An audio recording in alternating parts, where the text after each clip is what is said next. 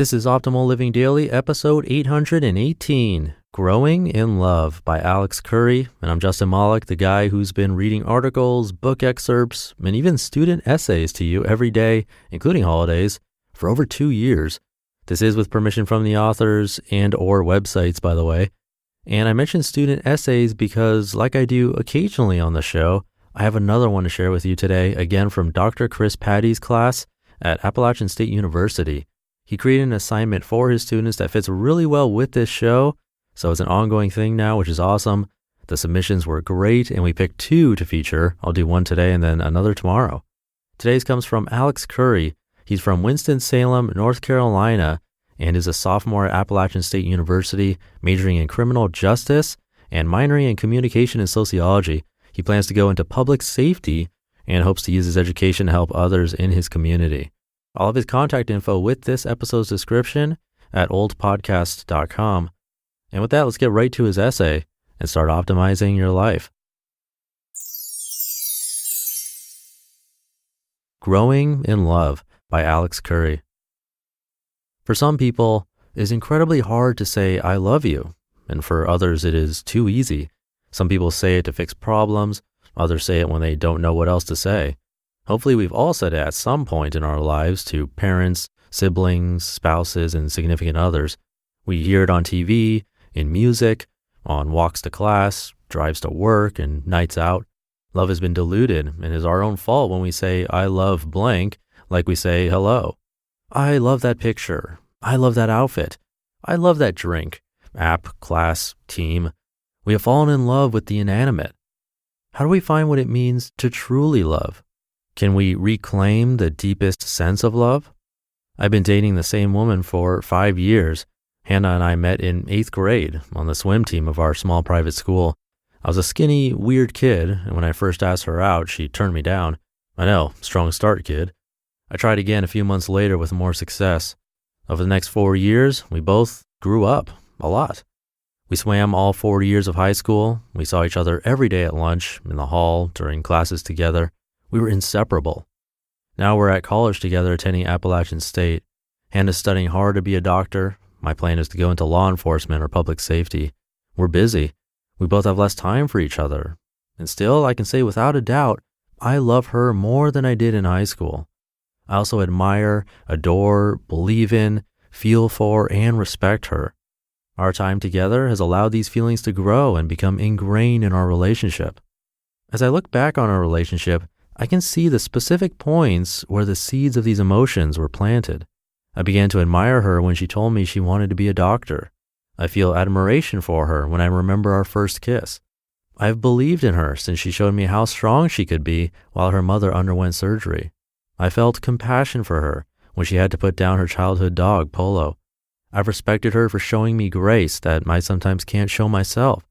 These moments make up our love. Neither of us can remember when we first said, I love you. However, we know it was too early to mean what we thought it did. The more experiences I share with Hannah, the less I say, I love you. Although this may seem like I love her less, I feel it shows I love her more. We both understand and appreciate the work, time, and sacrifices a long-term relationship requires. In college, we see people who want to get married after dating for a semester. I remember my father's sage advice every time I left the house for a date, don't do anything stupid. At the time, I thought he meant I wasn't supposed to act reckless. Now I see he was talking about much more than that. He didn't want me to rush into a relationship. Well, Dad has since stopped warning me. Maybe he thinks I've got it all figured out. I wish. As Hannah's and my relationship has matured, I've learned to understand and more fully appreciate what it means to say I love you, what it should feel like to say the words. When we say I love you, it should really matter and bring up all the positive emotions associated with a person and relationship. I'm not saying don't say I love you. I'll get to that in a moment. I'm saying don't set expectations for love that hasn't had time to grow. When you say I love you and those emotions and memories don't come forward, be patient rather than frustrated. I promise those emotions will come with time and the right person. We have to understand that while falling in love is accidental, people don't fall on purpose, growing in love is intentional. In order to find someone we truly love, we must connect with the people around us over more than shared interests in the weather that week. We must purposefully connect over each other's struggles, problems, and joys. Dr. John Gottman, a world-renowned psychologist known for his research on marital stability and relational communication, states that it's not our responsibility to be interesting. Rather, we are responsible for being interested in others, interested in another.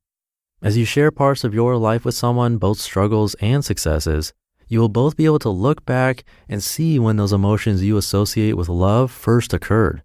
Connect over the intangible and incalculable aspects of life, pain, loss, joy, and elation. My relationship with Hannah has never been perfect, but looking back over the past 5 years, I have seen what it looks like to grow in love.